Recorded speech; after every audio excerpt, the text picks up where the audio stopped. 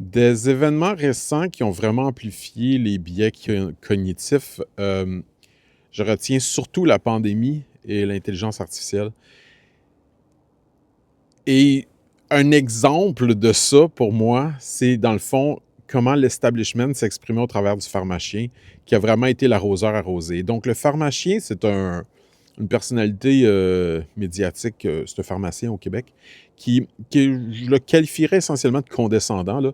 Donc, c'est pour ça, c'est pharmacien. Là, il est comme chien en tant que pharmacien. Là.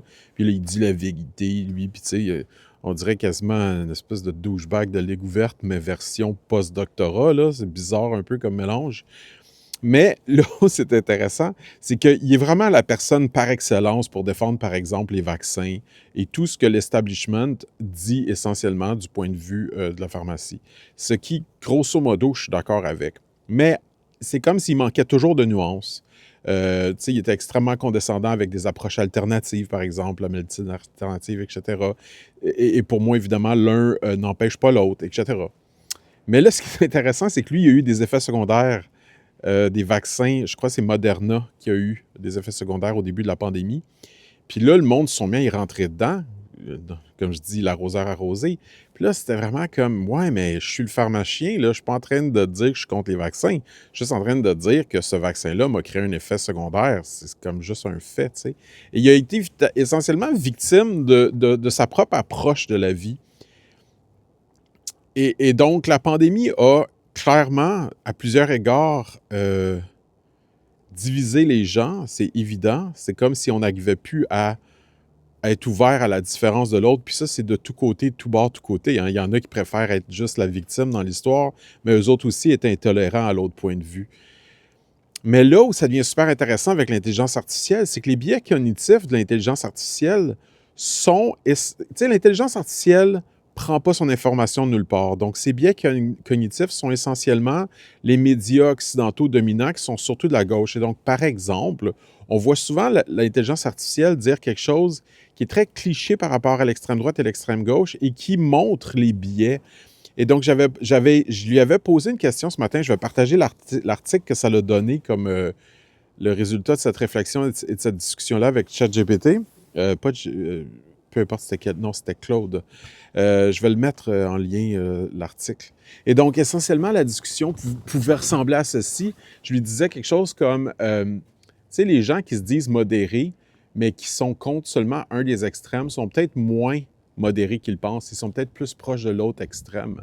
Parce que si tu es toujours en train de, par exemple, critiquer la gauche extrême sans être capable de critiquer la droite, ou si tu es juste capable de critiquer le wokisme, mais sans être capable de critiquer la droite, eh bien, j'espère que je viens de faire du sens dans mes phrases, là, parce que j'ai l'impression que je me suis mélangé moi-même, mais vous comprenez ce que je veux dire.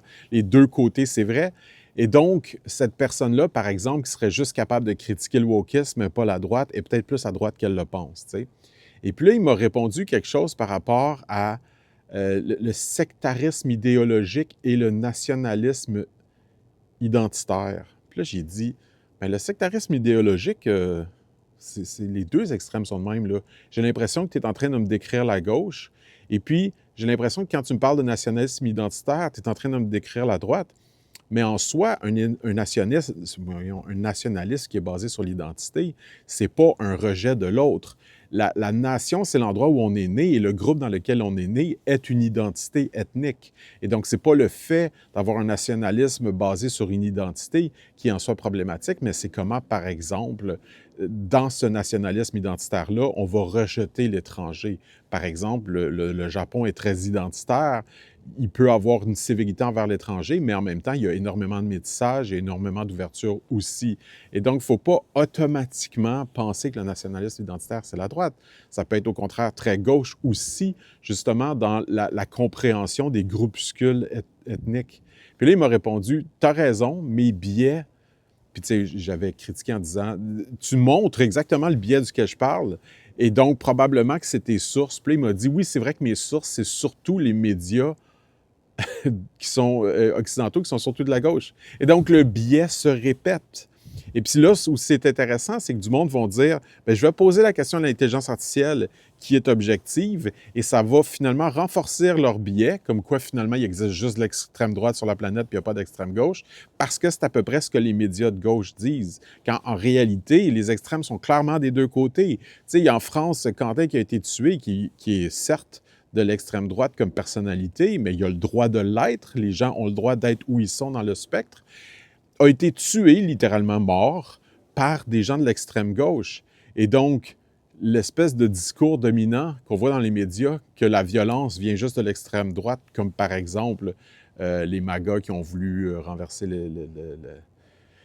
l'élection de Biden aux États-Unis, ben en fait, non, c'est pas vrai. On voit que la violence vient des deux côtés et clairement, il y a des moments où elle est instigée uniquement par le groupuscule de la gauche qui est plus nombreux, plus violent que le petit groupuscule de la droite. Bref, c'est juste pour dire qu'il y a des biais là-dedans. Anyway, c'était ma réflexion.